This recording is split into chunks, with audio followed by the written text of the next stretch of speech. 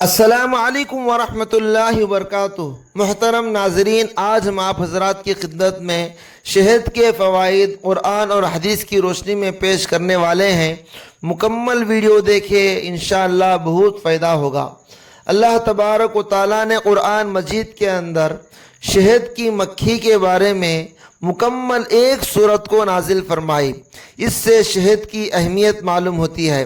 اسی طرح اللہ تبارک و تعالیٰ نے قرآن مجید میں شہد کو باعث شفا قرار دیا ہے۔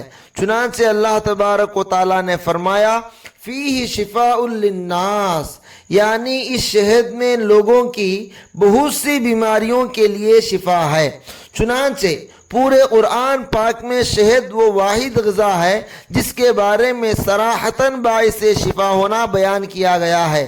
اس سے شہد کی اہمیت اور انسانی صحت کے لیے مفید ہونا واضح طور پر معلوم ہوتا ہے۔ اسی طرح ایک حدیث میں اللہ کے نبی صلی اللہ علیہ وسلم نے ارشاد فرمایا علیکم بالشفاءین العسل والقرآن۔ ابن ماجہ کی روایت ہے، حضور صلی اللہ علیہ وسلم نے فرمایا شفا دینے والی دونوں چیزوں کو اپنے اوپر لازم کر لو، یعنی ایک شہد اور دوسرا قرآن۔ ان دو چیزوں کے ذریعے سے شفا حاصل کر سکتے ہیں۔ اسی طرح آپ صلی اللہ علیہ وسلم نے ارشاد فرمایا جو شخص ہر مہینے میں 3 دن صبح کے وقت میں شہد چاٹ لے، شہد کھانے کی بات نہیں بتائی گئی بلکہ شہد کو چاٹ لے، ہتھیلی میں ڈال کر زبان سے اگر شہد کو چاٹ لے تو اس کو کوئی بھی بڑی بیماری نہ ہوگی۔ اسی طرح آج کل کی میڈیکل سائنس کی تحقیقات سے بھی یہ بات ثابت ہو گئی ہے، جتنی قدرتی اشیاء انسانی غذا کے طور پر پیدا کی گئی ہیں ان میں سے شہد اپنی طبی خصوصیات کی بنا پر غذا اور دوا دونوں کے لیے بے مثال ہے۔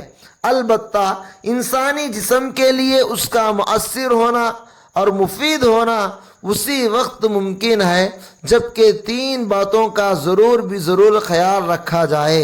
اگر آپ شہد کو استعمال کرنے کے بارے میں سوچ رہے ہیں، اگر اس سے آپ شفا یاب ہونا چاہتے ہیں یا اس سے آپ فائدہ حاصل کرنا چاہتے ہیں تو 3 باتوں کا ضرور خیال رکھیں۔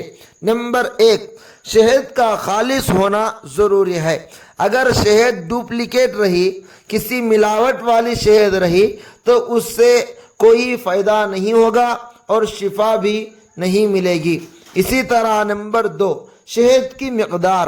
روزانہ شہد کتنا استعمال کرنا ہے، کتنا کھانا ہے، اس بات کے بارے میں بھی جاننا ضروری ہے۔